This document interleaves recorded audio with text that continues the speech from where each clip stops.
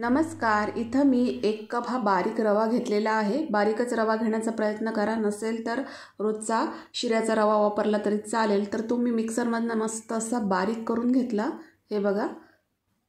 आणि नंतर मग याच्यामध्ये मी अर्धा कप साखर घातलेली आहे आणि ती पण मिक्सरला फिरवून घेऊन ती पण बारीक केलेली आहे रव्यासोबतच.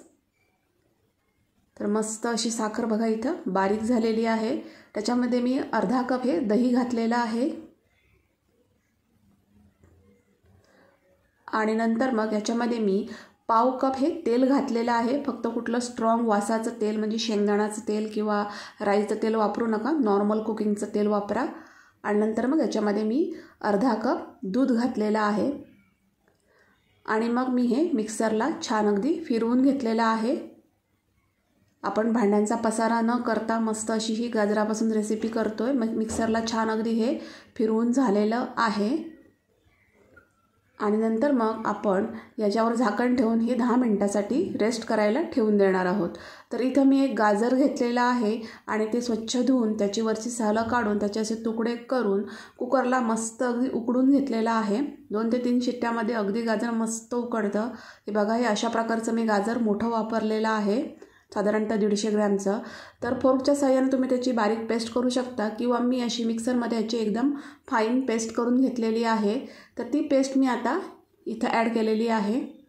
खूप पौष्टिक अशी ही गाजराची रेसिपी आहे आणि ती पण मिक्सरमध्ये मी फिरवून घेतलेली आहे. या मिश्रणामध्ये गाजराची पेस्ट मस्त अशी मिक्स झालेली आहे. पेस्टचा कलर पण आता बदललेला आहे. तर आता याच्यामध्ये मी व्हॅनिला इसेन्स घातलेला आहे.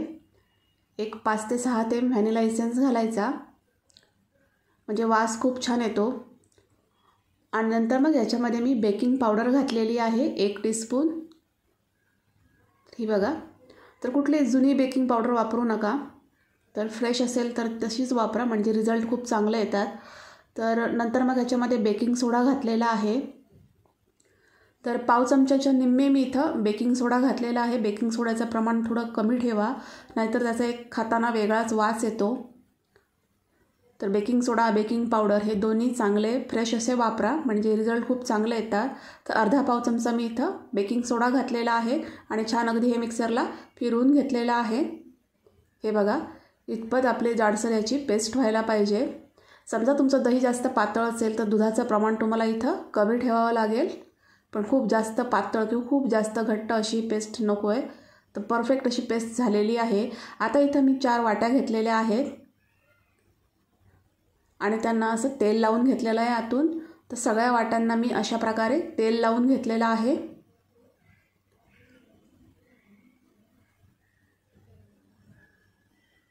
तर सगळ्या वाट्यांना मी असं तेल लावून घेतलेलं आहे आणि प्रत्येक वाटीमध्ये मी आता हे मिश्रण घालणार आहे. तर पूर्ण वाटी भरून हे मिश्रण घालायचं नाही आहे. तर 70%च म्हणजे जवळजवळ फक्त पाऊण वाटी भरेल एवढंच आपल्याला याच्यामध्ये मिश्रण घालायचं आहे. तर थोडी जागा वरती ठेवायची आहे आपल्याला.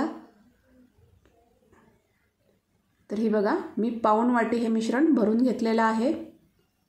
तर अशाच प्रकारे मी 4ही वाट्यांमध्ये हे मिश्रण भरून घेतलेलं आहे परफेक्ट. आता इथं मी जाळी घेतलेली आहे. आपण ज्याच्यामध्ये मोदक वगैरे वाफवतो तर तशीच मी ही जाळी घेतलेली आहे. तर त्याच्यामध्ये मी ह्या 4ही वाट्या ठेवून दिलेल्या आहेत.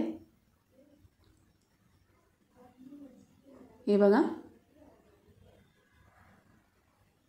छान अशा 4ही वाट्या ह्या जाळीमध्ये ठेवून दिलेल्या आहेत. आणि दुसरीकडे मी एका भांड्यामध्ये पाणी उकळत ठेवलेलं आहे. पण त्याच्या अगोदर मी याच्यावरती डेकोरेशनसाठी हे खजूर आहेत, तर खजूरचे छोटे छोटे तुकडे घातलेले आहेत. तुम्ही याच्यावरती कुठलेही ड्रायफ्रूट्स वापरू शकता, पण मी इथं अजून पौष्टिक करण्यासाठी याच्यावरती खजूरचे तुकडे घातलेले डेकोरेशनसाठी.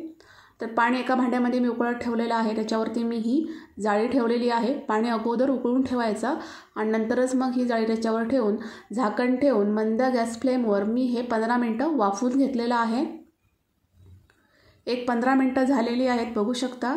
मस्त असा आपला स्टीम कॅरेट केक इथं तयार झालेला आहे. बघू शकता किती छान फुललेला आहे. जर आपण हा बेक केला असता तर याला गॅसवरती बरोबर 1 तास लागला असता, पण असं जर आपण स्टीम केला तर फक्त 15 मिनटामध्ये हा केक तयार होतो. एक टूथपिक घालून बघितली तर मस्त असा पूर्णपणे हा बेक झालेला आहे. छान अगदी टूथपिक क्लीन निघालेली आहे. तर बेक करून तुम्ही हा मस्त असा केक बनवू शकता. खूप हेल्दी आहे आणि ह्याला थोडं गार करून घेतलेलं आहे मी. मस्त केक फुललेला आहे, बघू शकता तुम्ही किती छान अगदी केक झालेला आहे आणि एकदम झटपट केलेला आहे. कुठेही भांड्यांचा आपण पसारा न करता एका मिक्सरचा जार वापरून आपण हा मस्त असा केक तयार केलेला आहे. आणि सगळे पौष्टिक घटक आहे त्याच्यामध्ये. रवा आहे, खजूर आहे, त्याच्यामुळे एकदम मुलांसाठी एकदम हेल्दी आहे हा.